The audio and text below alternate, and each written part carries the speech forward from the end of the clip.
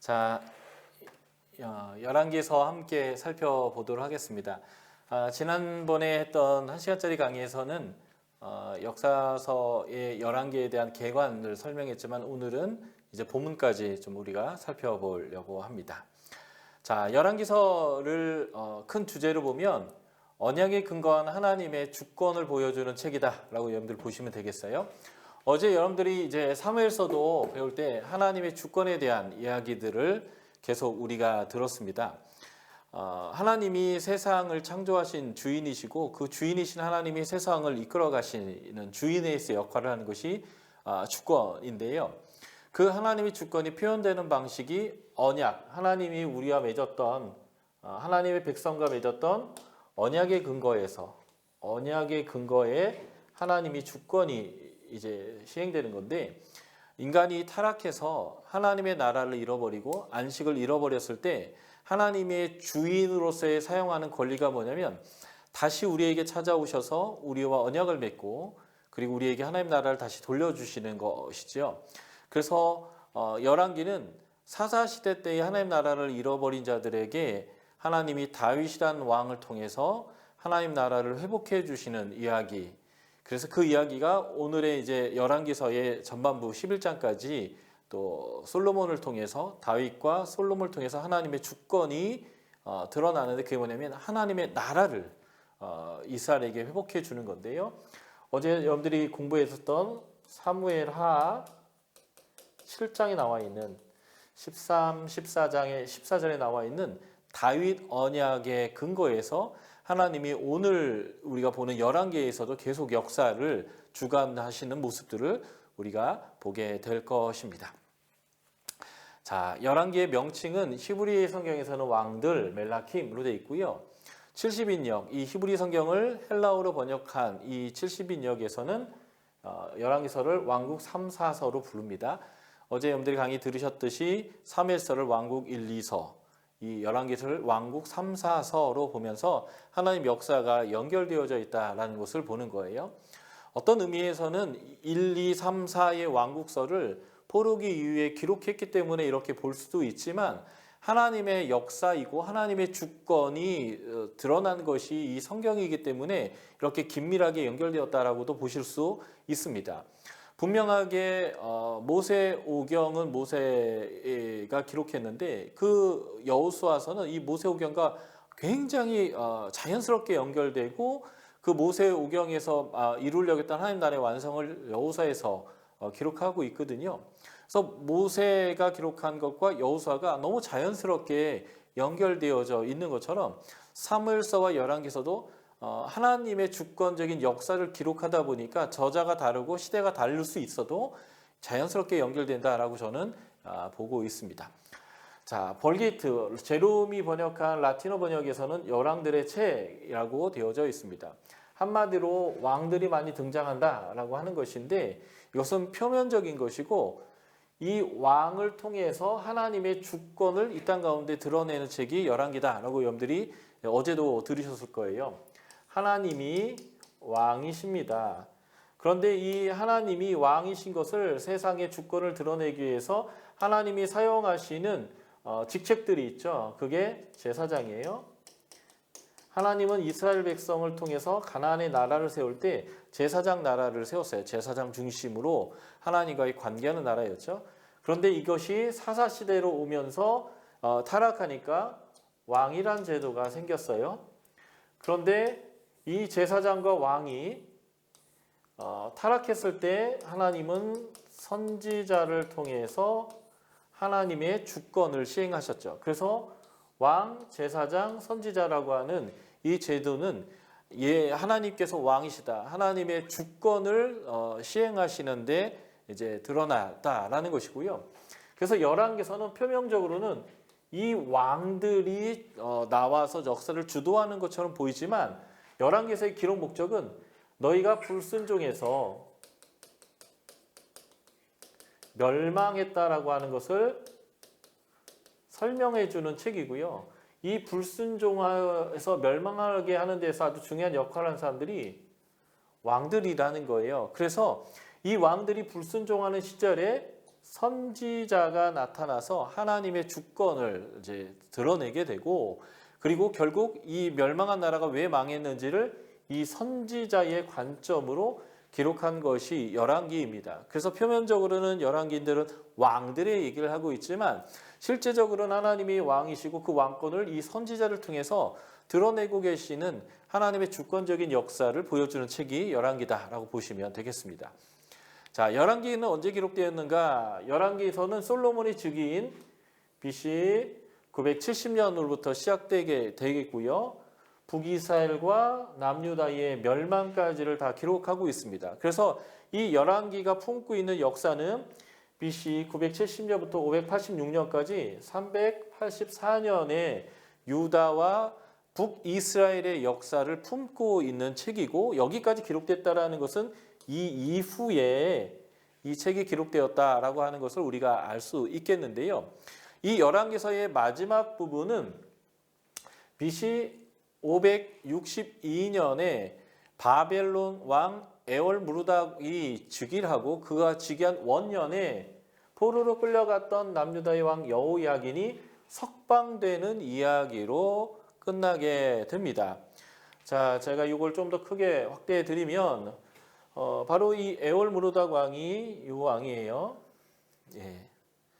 그래서 BC 562년에 이 에월무르닥 왕이 되면서 여호야긴 왕을 복권시켜 주었는데, 이 열왕기하 25장 29절 30절을 보면 여호야긴이 석방한 이후에 그의 일평생 동안 왕의 식탁에서 먹었다라는 것이죠. 그래서 562년 이후에 에월무르닥 왕이 이 바벨론 왕의 식탁에서 같이 먹었던 것까지 알고 있는 시점에서 이 책이 기록됐다라는 것을 보여지는 거예요. 그러니까 나라가 이 멸망한 이후 에월무르닥이 즉위해서 여호야긴을 석방한 그 시점 이후의 때에 이 열왕기가 기록됐다라고 하는 것을 우리가 볼 수 있을 것 같습니다. 그래서 바벨론 포로 기간에 바벨론에서 기록했거나 아니면 포로에서 돌아와서 포로 귀환을 위해 기록했을 수 있는데요. 포로 기간에 기록했다면 에월무르닥 원년인 562년부터 포로에서 되돌아오는 539년 요 사이에 바벨론에서 기록됐을 가능성이 있고요. 돌아왔다면 586년에서 돌아온 유다 지역에서 기록됐을 수도 있겠다라는 것인데요. 좀 폭넓게 보면 에월무르닥 이후에, 다시 말해서 하나님의 계획대로 이스라엘 백성이 다시 포로에서 되돌아오기 위하여 준비되는 이 바벨론에서부터 돌아와서까지 하나님 나라를 다시 회복하는 자들에게 너희가 왜 망했는지에 대한 이유를 선지자의 입장으로 설명하고 있는 것을 우리가 이제 이걸 통해서 알 수 있겠습니다. 저자가 누구인가? 아까도 제가 말씀드렸지만 하나님이 왕이심을 선지자들이 드러내고 있다. 이게 이제 열왕기의 저자라고 저는 생각하는 거죠. 왜냐하면 지금 나라가 다 망했는데 망한 이유가 뭐냐면 하나님이 왕되게 하는 왕이 없었기 때문에 북이스라엘 남유다 모두 망했다는 거예요.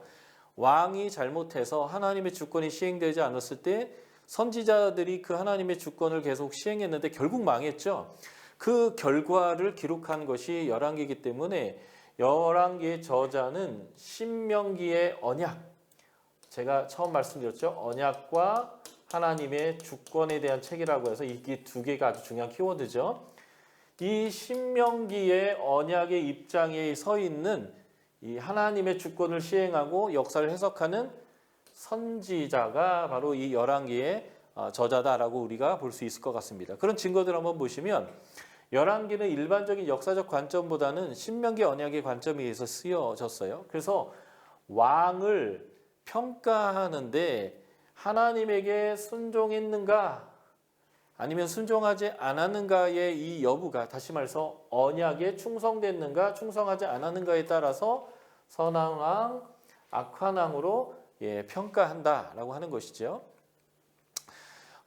이 열왕기에서는 제사장들보다는 예언자의 역할이 훨씬 더 많이 강조되어져 있습니다. 역대기는 제사장의 역할이 훨씬 더 강조되어져 있어요. 그런데 열왕기는 선지자의 역할이 더 강조되어 있습니다. 역대기는 부흥을 위한 교과서예요. 그래서 어떻게 하면 부흥할 수 있는가라는 것을 설명하면서 처음 하나님이 가나안 땅에 이스라엘 백성을 세웠을 때 제사장 중심으로 하나님의 말씀을 지키며 살아가는 그런 모습들이 아주 중요한 거죠. 열왕기는 왜 망했느냐라고 하는 멸망의 이유를 설명하면서 다시는 그런 멸망에 빠지지 않도록 하기 위한 선지자가 책망하는 입장의 이야기입니다. 그러다 보니까 역대기는 제사장이 중요시되고요.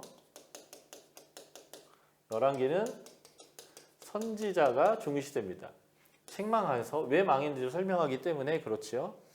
자, 그래서 제사장보다는 열왕기에서는 선지자의 역할들이 강조되고 있다. 그래서 엘리야와 엘리사와 같은 선지자에게 가장 많은 분량을 할애하고 있습니다. 뿐만 아니라 10명의 무명의 선지자들이 등장하고요. 그래서 열왕기가 1539절인데 선지자들의 사역이 589절, 38%를 차지한다라고 하는 것을 우리가 이제 알 수 있습니다. 자, 선지자가 저자다라고 하는 것을 증명하는 세 번째 증거는 바로 선지자들은 하나님의 관점에서 역사를 기록한 사람들이다라고 본문이 성경의 본문들이 얘기하고 있다는 거죠. 또 네 번째, 이사야나 예레미야 같은 선지자들은 정치적인 일에 아주 밀접하게 관련되어 있고 늘 자주 개입했다. 선지자는 하나님의 역사를 주관한 사람이다라는 거고요. 다섯 번째, 북과 남왕국의 두 연대를 동시적으로 기록하고 있는데요.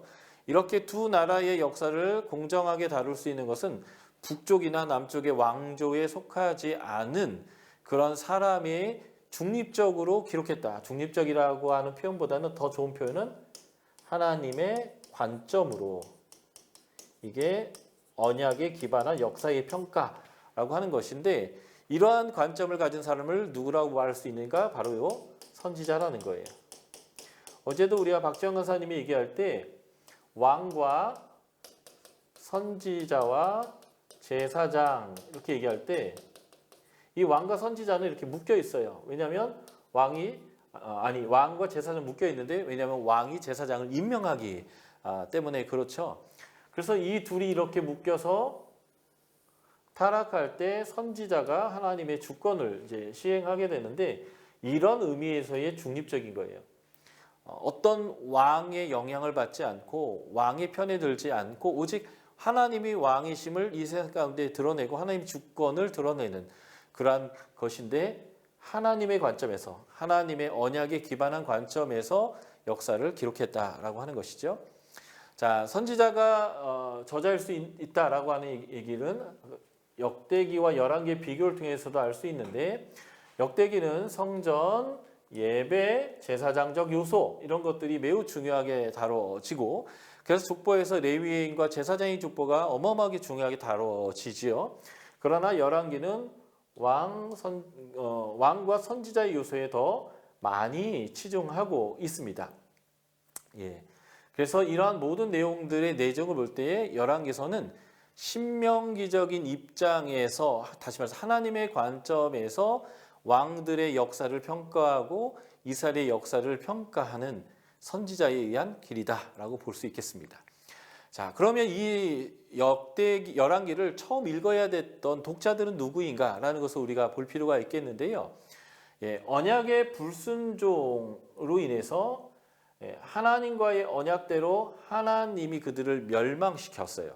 그래서 지금 포로로 끌려가서 바벨론에 있는 사람들이 이 성경을 읽어야 되는 사람입니다. 이들에게 왜 망했는가?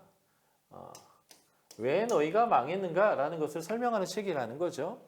또는 지금 거기에서 돌아온 사람들이 우리가 왜 망했는지를 교사로 삼아서 반민교사를 삼아서 다시는 그런 일을 반복하지 않게 하기 위한 것이다 라는 거고요. 저는 좀 더 좁혀서 포로에 있는 사람들이 더 직접적인 독자다라고 생각하지만 좀 더 넓혀서 포로에서 되돌아와서 지금 재건을 하고 있는 부흥을 이끌어가고 있는 사람들에게도 여전히 이 책은 중요한 책이다라고 볼 수 있겠습니다. 바로 이 사람들에게 왜 그들이 망했는가라는 것들을 Y죠. 왜 망했는가를 설명해서 다시는 이러한 일을 하면 안 되겠다. 불순종을 하면 안 되겠다라는 것들을 그들이 다짐하게 되는데 이것을 마음의 할례라고 표현합니다. 그래서 포로 생활에서 고생하면서 마음의 할례를 받아서 불순종의 잘못을 깨닫고 회개하고 다시는 그 길로 돌아가지 않고 하나님 앞에 순종해서 번성케 될 것을 다시 한번 약속받는 이런 사람들이 바로 이 책을 읽는 원독자다라고 볼 수 있겠습니다. 자, 신명기 30장 지난번에도 우리가 한번 읽었는데요. 다시 한번 읽어보겠습니다. 아주 중요한 구절이에요. 신명기 30장 1에서 8절의 내용입니다. 자, 내가 내게 진술한 모든 복과 저주가 내게 임함으로 내가 내 하나님 여호와께로부터 쫓겨난 모든 나라 가운데서 이 일이 마음에 기억나거든. 열왕기는 바로 왜 망했는지를 그들이 악했음을 기억하게 하는 책이에요. 너와 내 자손이 내 하나님 여호와께로 돌아와. 지금 여호야긴의 복긴과 함께 이제 하나님이 돌아가게 할 것에 대한 전조가 있었고 이제 그들이 곧 돌아가야 되는 사람들이에요. 여호와께로 먼저 돌아가야 합니다. 돌아와 내가 내게 명령한 것을 온전히 따라. 내가 내게 명령한 것이 바로 율법이고 이 율법을 중심으로 맺어진 게 언약이겠죠. 예. 온전히 따라 마음을 다하고 내 뜻을 다하고 여호와의 말씀을 청종하면 여호와께 돌아와 그 하나님의 말씀을 청종하면 내 하나님 여호와께서 마음을 돌이키시고 너를 궁휼히 여기사 포로에서 돌아오게 할 것이다. 예, 그리고 너희들을 모을 거다. 내 쫓겨난 자들이 하늘가에 있을지라도 아무리 멀리 있어도 내 하나님 여호와께서 거기서 반드시 너희를 모을 것이고 이끌 것이다. 내 하나님 여호와께서 너를 내 조상이 차지한 땅으로 돌아오게 하사 내가 다시 그것을 차지하게 하실 것이다.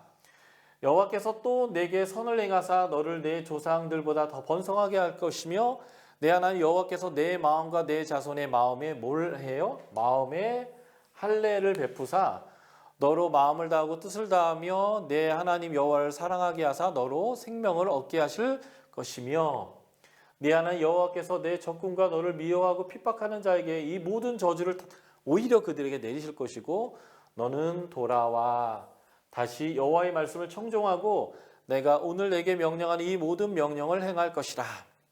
하나님은 이 백성이 불순종하더라도 포로에 갔다가 되돌아오게 하셔도 고칠 것이다 라고 이미 모세와 얘기했는데 지금 딱 그 하나님이 말씀하신 대로 멸망했지만 다시 돌아와야 되는 사람들, 이들이 바로 이 열왕기를 읽어야 된 독자들인 거죠.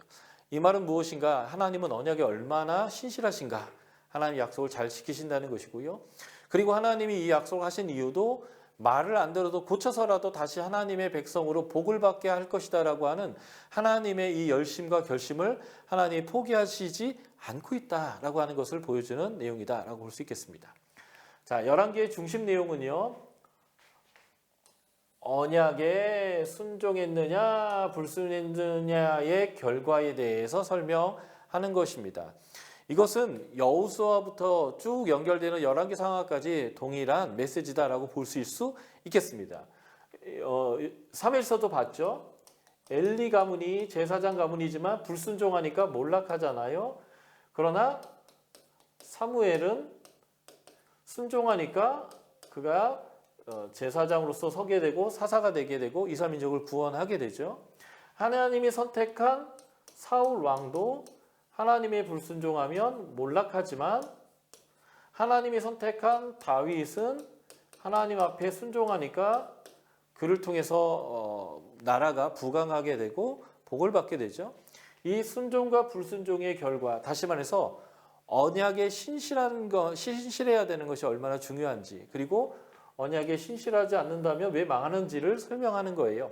이 라인 위에 지금 북이스라엘의 19명의 왕과 남유다에도 순종하지 않고 불순종했던 왕들이 여왕까지 포함해서 12명이 있거든요. 이 결과로서 멸망했다라고 하는 것을 설명하는 겁니다. 그러나 이렇게 사무엘, 다윗처럼 하나님 앞에 순종하는 사람을 통해서 나라가 다시 부강하듯이 지금 원독자들이 마음의 할례를 받았어요. 바벨론을 끌려가 고통당하면서 마음의 할례를 받고 하나님께 돌아오는 사람들이죠. 바로 이 라인에 있는 사람들이 순종함을 통해서 다시 하나님 나라가 부흥할 겁니다. 그래서 이 하나님 나라에 순종할 사람들에게 이러면 안 된다, 이래서 망했다라는 것을 설명하는 거예요. 그래서 언약에 순종했느냐 불순종했느냐의 그 결과를 말해주면서 교육하는 것이죠. 그러면서 하나님은 언약에 신실하셔서 언약대로 하시는데 이분이 역사의 주인이시다. 역사의 주인이신 하나님이 언약에 따라서 지금 신실하게 아까 우리가 읽었던 신명기 30장처럼 다시 이들을 되돌려서 복을 줄 것이다. 그러니까 너희가 하나님의 말씀을 잘 지켜야 된다는 거죠. 그래서 지금 돌아올 자들이 회복할 때잖아요. 이제는 하나님이 여호야긴을 복권시킨 것처럼 이제는 돌아갈 것인데 이 회복의 때에 그들이 어떻게 행해야 하는가라는 것들을 이제 보여주는 것이 이 열왕기의 핵심 메시지가 되겠습니다. 그래서 열왕기의 기록 목적은 이거죠. 왜 망했는가를 설명해 주는 거예요. 그래서 왕들을 평가할 때 그들이 악했다라는 것을 계속 강조해 주고 있고요. BC 722년에 북이스라엘이 멸망할 때의 상황을 17장에서 열왕기하 17장에서 길게 요약하면서 왜 북이스라엘이 망했는지를 설명하고, 그리고 열왕기하 23장 26절 27절 보면 므낫세 왕 때에 너무 이제 악해서 하나님이 나라를 멸망하기로 결정하셨는데 이러한 악함으로 인하여 멸망할 수밖에 없었다라는 것들을 보여주기 위한 것이 기록 목적이 있고요. 두 번째는 역사의 주관자인 하나님께서 왕들을 통해서 어떻게 역사했는지를 보여주는 거죠. 어제 사무엘서에서 배웠지만 이스라엘 왕은 여호와의 싸움을 싸우는 사람이고 하나님이 이 땅에 왕이 되게 하는 사람입니다. 그래서 이 하나님이 세우신 왕을 통해서 그래서 다윗과 솔로몬을 통해서 하나님의 나라의 부흥을 하나님이 이끄셨는데 지금 이 다윗과 솔로몬 이후에 왕들이 타락함으로 인해서 다시 하나님 나라가 몰락하잖아요. 그럼에도 불구하고 지금 하나님은 뭘 하고 있는가?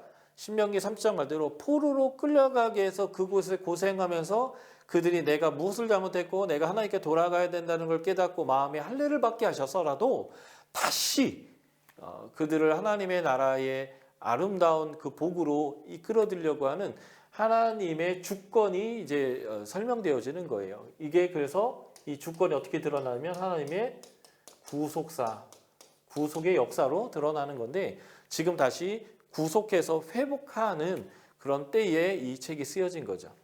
그래서 하나님은 역사의 주관자이심을 선지자를 통해서 계속적으로 역사 안에 드러냈고요. 그리고 이 열왕기의 기록도 선지자를 통해서 하나님이 어떠한 일을 지금 하고 계시고 어떤 일을 할 것인지를 깨닫게 하기 위한 선지자적인 관점으로 기록되었다라는 겁니다. 그래서 열왕기에 나오는 최소한 36가지의 왕을 세우고 패하고 하나님이 북이스라엘 같은 경우는 왕조를 바꿔버리고 하는 일들의 모든 것들을 하나님이 선지자를 보내서 행하셨다라고 하는 사건 36가지를 제가 이렇게 도표로 그려놨어요. 여러분들이 이 도표를 쭉 보시면서 하나님의 주권이 어떻게 드러나고 있는지 여러분들이 확인하실 수 있을 것 같습니다. 하나님은 언약의 기초하에서 행하시는 분이고 선지자를 통해서 그것을 어떻게 다뤄가시는지를 아주 정확하게 보여주시는데요. 그래서 율법을 지키면 복, 지키지 않으면 화라고 하는 신명기 28장 또는 레위기 26장에 축복과 저주의 이 약속대로 하나님이 신실하게 행하는 것을 보여주시는 거죠. 이런 대표적인 예가 솔로몬 열왕기상 1장부터 10장까지 그가 순종할 때 얼마나 번영했는지, 그리고 열왕기상 11장에 그가 우상을 숭배하고 불순종했을 때 나라가 망하고 쪼개지고 하는 이러한 대표적인 예를 우리가 볼 수 있는데 이러한 식의 내용들이 열왕기에 나와 있는 북이스라엘의 19명 왕, 남유다의 19명과 한 명의 여왕, 그래서 39명의 왕과 여왕의 이야기 안에서 계속 이 관점으로 다루고 있습니다. 그래서 11개의 왕들을 평가하는 기준이 세 사람이 있는데, 하나는 다윗이고요. 하나님의 말씀대로 순종한 사람을 대표하는 모습이고요. 또 하나가 여로보암입니다. 좀 이따 제가 설명드리겠지만 다윗과 여로보암은 하나님과 동일한 언약을 맺은 사람으로서 순종의 대표적인 예, 불순종의 대표적인 예가 되겠습니다. 그런데 북이스라엘은 불순종이 이제 더 넘어가서 아합의 길을 가게 되는데, 이 아합은 불순종의 최악의 상태를 설명해 주는데, 하나님을 버리고 바알을 하나님으로 대치했던 북이스라엘과 남유다 타락의 가장 극치를 보여주게 되고요. 좀 이따 제가 설명드리겠지만 이 아합 시대의 이야기가 열왕기에서 굉장히 많은 분량으로 가장 중심적인 얘기처럼 다뤄지고 있다라는 것입니다. 그래서 제가 보여드릴게요. 아사 왕이 하나님 앞에 순종했을 때 다윗과 같이, 그리고 오므리 왕, 오므리는 아합 왕의 아버지죠. 예, 오므리 왕이 여로보암의 모든 길로 행했다, 이렇게 이제 표현되는 거고요. 이제 아하시아는 아합 왕의 아들인데, 예, 아합의 지배 길로 행하였다라고 표현하면서 이제 이 여로보암의 길보다 더 타락한 이 타락의 모습이죠. 그래서 다윗은 대표적인 순종, 여로보암은 대표적인 불순종인데, 그 여로보암보다 더 나아간 것이 아합의 집, 아합의 길이라고 볼 수 있겠습니다. 그래서 열왕기는 순종한 왕과 불순종의 왕의 대표로서 다윗과 여로보암 그리고 아합을 다루고 있다라는 것입니다. 자, 이 열왕기가 역사를 기록하는 것은 왕들을 따라 쭉 역사를 기록할 때에 이렇게 이제 왕들을 소개하는데요. 왕의 이름과 즉위연대가 설명되어지고, 그리고 왕이 즉위할 때 몇 살인지, 이건 유다의 왕일 때만 나와요. 그리고 즉위 기간과 장소, 그리고 왕의 어머니가 누구인지, 이것도 유다 왕일 경우만 나오는데 이 부분은 아주 짧게 설명되는 거죠. 그리고 이 다섯 번째 신앙적 평가, 그가 순종의 사람이었는가 불순종의 사람이었는가를 다윗이나 여로보암의 길을 갔다, 또는 이제 아합의 집과 같았다, 이런 식으로 이제 표현하게 되고요. 요 평가가 나올 수밖에 없었던 아주 중요한 그 사람의 삶을, 왕으로 있었을 때 발생한 중요한 사건들을 이제 언급합니다. 이 내용이 한 왕을 다룰 때 이 부분이 제일 많이 다루는 거고요. 그리고 이제 이 왕에 대한 소개를 마무리 될 때 그가 얼마나 통치했는지, 어떤 통치를 했는지는 자세히 기록하지 않고 역대 지략에 기록되지 않느냐. 그러니까 역사서에 있으니까 그 사람이 뭘 어떻게 했는 걸 다 알고 싶으면 봐라. 한마디로 이게 무슨 말이냐면, 선지자가 언약에 근거해서, 다시 말해서 하나님의 관점이요, 그냥 일반 역사가 아니라 하나님의 관점에서의 해석을 하는 거예요. 이 사람이 어떠한 존재였는지를. 일반 역사를 보려면 역대 지략을 봐라.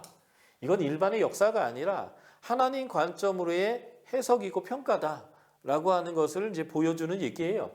그래서 하나님의 관점으로 선한 왕, 악한 왕의 기준을 주면서 너희가 이제는 돌아가서 나를 재건할 때 이 하나님의 선한 왕들처럼 해야 된다, 악한 왕처럼 한다면 안 된다라는 것들의 해석을 주는 책이죠. 그리고 결론적인 얘기할 때 죽음과 장사에 대한 언급을 하는데요. 우리나라에서도 자손들이 본인이 죽는 것들을 이렇게 보고, 그리고 장례를 잘 치러서 무덤에 매장되는 것, 이런 것들을 굉장히 좋은 죽음으로 보고, 소위 말해서 객사라고 하죠. 객지에 떠돌다가 죽고 제대로 매장도 되어지지 않는 이런 죽음을 좀 저주스러운 삶으로 표현하는데, 지금 히브리인들도 지금 되게 비슷하더라고요. 죽어서 왕의 묘실에 들어갔느냐, 아니면 길에 버려졌는가, 심지어는 개가 그의 살점을 다 뜯어먹거나 새가 먹어버렸다, 이런 표현들이 나와요. 대표적인 게 이제 이세벨과 그의 자손들이겠죠. 그래서 묘실에, 왕의 묘실에 평안히 들어간 죽음들은 좀 나은 죽음이고, 악한 왕들이죠. 대표적인 것이 이제 아합과 같은 집안들인데 제대로 하나님 앞에서 순종하지 못하고 살면 객사를 하거나 그의 시체를 개나 새들이 다 뜯어먹게 되는 그런 죽음에 대해서 언급합니다. 이게 이제 이 순종이냐 불순종의 결과 중에 하나이고요. 그다음에 어떤 왕이 계승자가 됐는지를 설명하는 요 패턴을 가지고 솔로몬까지 하면 40명의 왕에 대한 이야기들을 반복해 가는데 바로 제가 이렇게 빨간 박스를 그려놓은 이 부분을 중심으로 여러분들이 이 열왕기를 보시면 도움이 되실 것 같습니다. 왜 기록되는가? 네 번째는 원독자들, 다시 말해서 포로에 있지만 곧 돌아올 사람들, 이들을 마음의 할례를 받은 사람들이라고 이제 표현했어요. 네. 이들에게 이제 곧 돌아간다라고 하는 소망을 주기 위한 책이에요. 그리고 돌아간다면 어떻게 해야 되는지를 설명하는 책이기도 하겠죠. 소망을 주는 책이고요. 이 소망이 바로 이제 유다 왕 여호야긴이 묻지도 따지지 않고 포로로 끌려간 지 한참 만에 복권되는 이야기로 끝나는 것은 바로 이 소망을 주기 위한 것입니다. 유다 왕 여호야긴이 에월무로닥 원년에 그가 지위가 다시 높여지고 왕의 복장을 입고 왕 앞에서 양식을 먹게 하고 좋은 것들로 그가 살 수 있도록 되어졌다라고 하는 것이고요. 그래서 이 에월무로닥의 복권 이후에 포로에서 되돌아와야 될 사람들에게 이제는 소망을 갖고 하나님 나라를 새롭게 재건할 준비를 하는 사람들이 바로 이제 이 책을 읽어야 되는 사람들이다라고 보실 수 있겠습니다. 자, 지금 이 성경 전체에서 열왕기의 지난주에 여러분들이 배웠던 이 사무엘서와 열왕기의 위치가 어디인지를 제가 여러분들과 함께 좀 다시 한번 이 그림을 가지고 정리하면서 설명을 좀 드리도록 하겠습니다. 이 성경의 큰 그림을 그리는 것은 굉장히 중요해요. 그냥 당장 눈에 보이는 몇 가지의 사건들과 내용들만 바라보는 게 아니라 실제 이 성경이 말하고 있는 이런 전체적인 흐름, 다시 말해서 하나님의 구속사를 이해하는 것은 너무나 중요한 일입니다. 자, 하나님이 세상을 창세기 1, 2장 창조하셨는데요. 이 하나님이 세상을 창조할 때에 창조는 하나님의 나라를 하나님께서 세우신 것입니다. 이 하나님의 나라에 3요소가 있었죠. 하나님의 나라는 하나님의 임재가 있어야 되고요. 그리고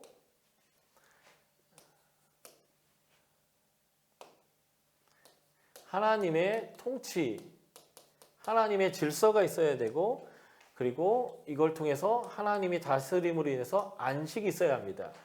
이 처음 창조는 바로 이 하나님이 없었던 그곳에 하나님의 영이 임하셔서 하나님이 원하시는 것을 말씀하셔서 통치하시고 그걸 통해서 안식을 주는 그러한 사건입니다. 다시 말해서 하나님의 나라가 세워진 것인데 타락합니다. 선악을 알게 하는 나무의 실과를 따먹는 거죠. 그래서 하나님이 이 하나님 나라를 회복하는 사역을 하시는데 그게 창세기 6장에서 9장의 홍수 사건입니다. 근데 이 홍수 사건은 하나님의 나라를 회복하는 재창조의 사역이 되는 거죠. 그런데 다시 타락을 합니다. 이것이 이제 바벨탑 사건이 되는 거예요. 그래서 하나님이 다시 세상을 하나님 나라를 회복하기 위해서 창세기 12장부터 여호수아 24장까지 하나님 나라를 회복할 준비를 하십니다. 그래서 이 홍수 때 이 회복을 위하여서 하나님이 노아와 언약을 맺었는데 이제는 하나님이 아브라함과 이삭과 야곱과 언약을 맺습니다. 이 아브라함과 이삭과 야곱과 맺은 언약의 핵심은 내가 아브라함 너에게 큰 민족을 주고 그리고 내가 가나안 땅을 너에게 주고 그래서 너를 통해서 복의 근원이 되어서 하나님을 모든 나라 모든 민족이 알도록 내가 너를 통해서 복을 흘려보낼 거다라고 이제 약속하신 것인데, 하나님이 큰 민족을 이루시고 땅을 주시기 위해서 하나님이 출애굽을 하시게 되고, 이 출애굽할 때 이미 큰 민족이 만들어져서 출애굽하게 됩니다. 그리고 하나님이 시내산 언약을 이스라엘 민족과 함께 맺으셔서 이 언약을 통해서 하나님 나라를 회복하는데, 이때 하나님이 하나님의 임재를 이제 보여주시죠. 하나님의 임재가 성막을 통해서 이 백성 가운데 하나님이 거하시게 되고 하나님의 통치가 주어지는데, 이게 바로 율법을 주시는 거예요. 그래서 하나님이 이 백성에게 안식을 주셨는데, 이게 바로 가나안 땅이 되는 것입니다. 그래서 이 하나님의 나라의 모습을 하나님이 회복시켜 주시고, 이스라엘 민족이 이 하나님 나라를 경험을 통해서 이 민족을 경험하는 모든 나라 모든 민족이 이 하나님을 경험할 수 있도록, 그래서 하나님의 백성이 되도록 하는 이 일을 하나님께서 하신 거예요. 그런데 다시 타락하게 됩니다. 이게 바로 사사기가 되는 거죠. 그래서 지금 하나님이 이 다시 타락한 이 백성을 회복하기 위해서 무엇을 하셨는가? 하나님이 또 누군가를 선택하고 언약을 맺기 시작합니다. 그게 이제 여러분들이 이제 이번 주 동안 배우셨던 이제 여호수아, 사사기, 사무엘상하, 열왕기상하와 연결되어져 있는 부분이 이제 여기인데요. 요 타락의 시대 때가 사사기고, 이 사사 시대 때에 이 암흑의 어둠을 뚫고 빛이 비춰지기 시작하는 일들이 있는데, 그 빛이 아주 작은 구멍을 뽕 뚫고 빛이 비기 시작하는데, 그 작은 구멍을 뽕 뚫는 사람이 누구냐면 한나예요. 한나가 자식을 낳지 못해서 하나님 앞에 자신의 모든 것을 다 쏟아내면서 하나님께 이제 자식을 구하게 되는데, 그 자식이 태어나고 그 자식을 하나님께 약속한 대로 바치는 이 순종위에 그 자식이 하나님과 동행하면서 이스라엘 가운데 큰 빛을 비치기 시작하는 거죠. 그가 비치던 빛을 온전하게 이 민족 가운데 확 드러낸 사람이 있는데, 바로 이 사무엘이 세웠던 다윗이라는 왕입니다. 그래서 사무엘서는 이 하나님의 나라의 회복의 모습을 다시 보여주는 거예요. 이 사사시대를 종식하고 하나님의 회복의 모습들을 보여주는 거죠. 그래서 하나님이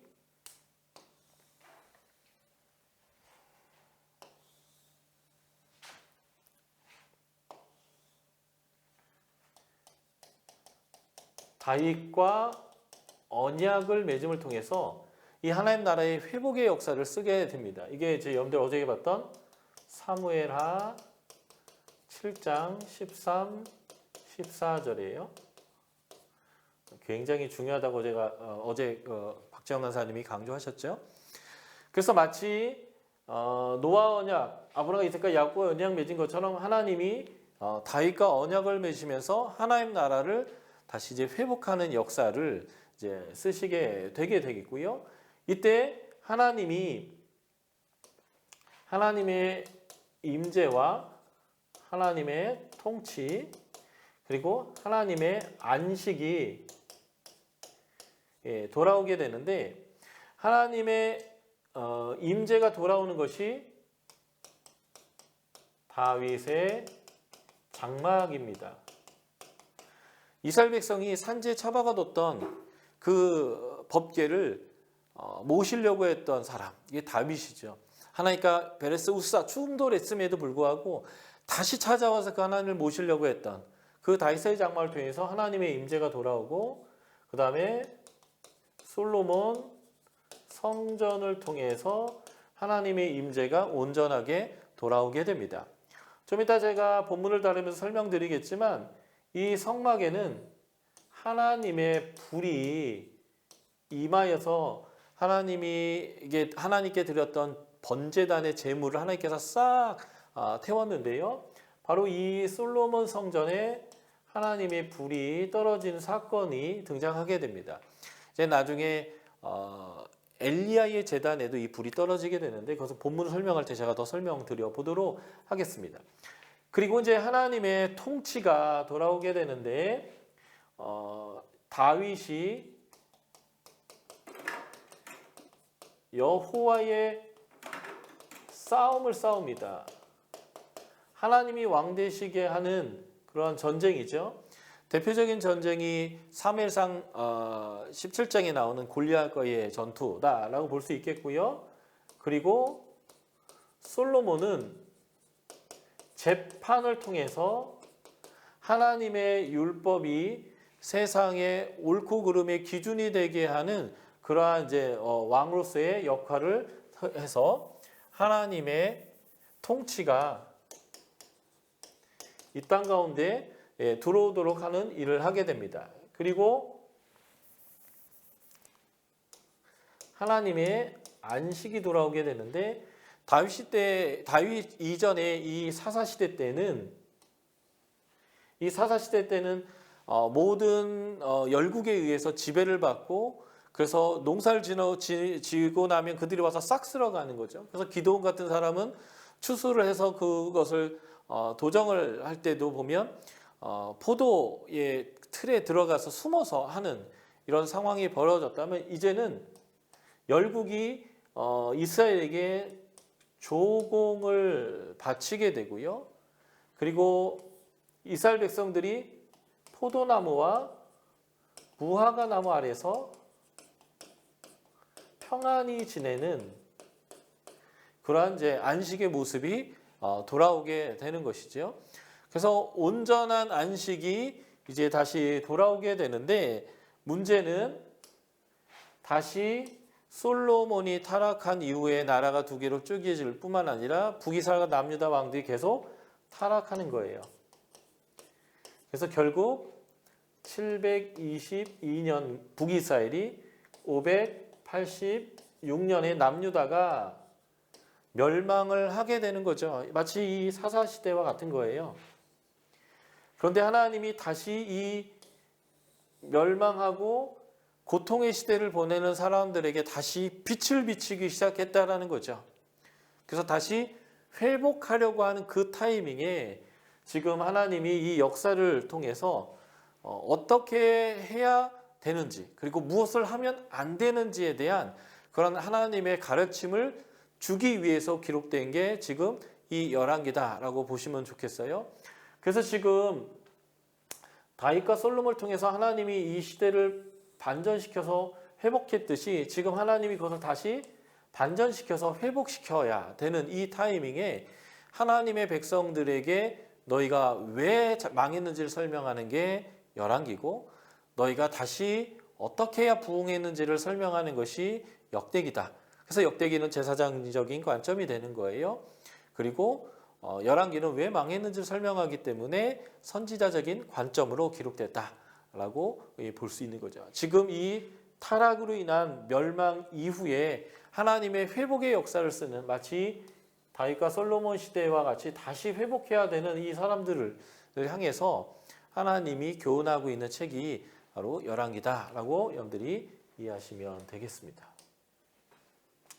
지금 이 도표의 여기까지를 제가 여러분들하고 그리면서 설명했고요.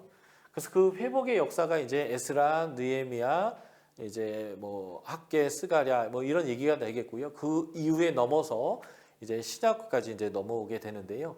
그 부분들은 이제 다음 선지자 세미나나 이런 걸 통해서 더 역사의 흐름들을 보시게 될 것 같습니다. 자, 열왕기 본문 한 10분 정도만 더 보고 우리가 한번 브레이크 하도록 하겠습니다. 자, 열왕기의 본문을 좀 볼까요? 자, 한눈에 이 열왕기설 전체를 볼 수 있는데요. 크게 세 덩이로 나눌 수 있을 것 같습니다. 열왕기상 11장까지를 나라가 쪼개지기 이전에 통일왕국 시대이고요. 이 솔로몬이 다윗으로부터 왕위가 넘어가서 하나님의 나라가 온전히 회복되어지는 그런 이야기를 주로 다루고 있는 부분이 이 부분입니다. 전체 이 열왕기 전체 내용의 23%의 내용으로 아주 중요하게 다루고 있고요.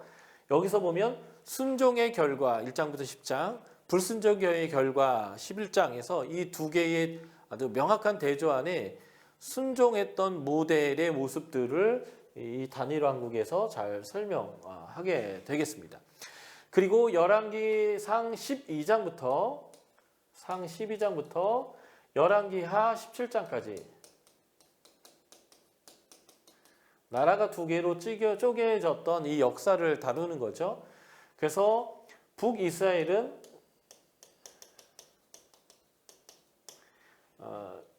204년 동안 19명의 왕이 있었는데 이 왕들은 전부 다 악했습니다. 그 역사를 이 안에 포함하고 있고요. 남유다는 344년 동안 19명의 왕과 1명의 여왕이 있었는데 그 중에 8명만이 선한 왕이었고 그 중에 2명만이 산당을 제하게 되는데 이 344년 역사는 여기부터 이 끝까지예요. 예. 그런데 이제 북이스라엘의 멸망까지만 다룬다고 한다면 여기서부터 이제 여기까지 부분인데 여기에서 가장 중요하게 다루는 부분이 이 부분입니다. 열왕기상 16장부터 열왕기하 13장까지인데 이때가 바로 이 오므리 왕조, 다시 말해서 아합 왕이 다스릴 때인데 이 아합 왕이 다스릴 때가 여로보암이 다스릴 때보다도 더 타락한 상황이라고 제가 말씀드렸죠. 북이스라엘 첫 번째 왕인 이 여로보암은 나를 그 어떤 모양으로도 형상화하지 말라고 하는 10계명의 제2계명을 위반한 왕이에요. 그런데 이 오므리가 이제 아합의 아버지고 이 오므리는 외교를 통해서 북이스라엘의 외국인의 신부가 오게 하면서 바알 숭배가 이 땅에 들어오게 한 사람인데 제1계명을 어긴 거죠. 여호와 외에는 다른 신이 없다라고 했는데 나는 다른 신을 섬기겠다 했던 시절입니다. 그래서 가장 타락한 시대예요. 이 가장 타락한 시대 때에 하나님이 가장 큰 열심을 내셨어요. 그래서 엘리야와 엘리사를 보내셔서 이들을 회복시키고 구원시키는 일들을 하나님이 하셨는데 그래서 이 부분이 열왕기 전체의 43%를 포함합니다. 지금 여기에 여백이 많지만 실제적으로 비율로 얘기하면 이 분홍색이 이만큼인 거죠. 그러니까 실제 이 열왕기를 기록한 선지자들은 역사 자체를 객관적으로 다뤘다기보다는 하나님의 관점으로 역사를 해석하면서 이 시대 때가 가장 타락했다라는 것을 언급할 뿐 아니라 그렇게 타락한 너희를 향하여 얼마나 하나님이 애를 쓰고 사랑하고 용납하고 회복하려고 애쓰셨는지에 대한 하나님의 주권을 잘 설명한다. 그래서 여기에 많은 비중을 두고 하나님을 드러냈다라는 것을 우리가 보게 되는 거죠. 그래서 여러분들이 열왕기를 읽을 때는 바로 이 부분을 굉장히 중요시해서 읽어야 한다라는 거고요.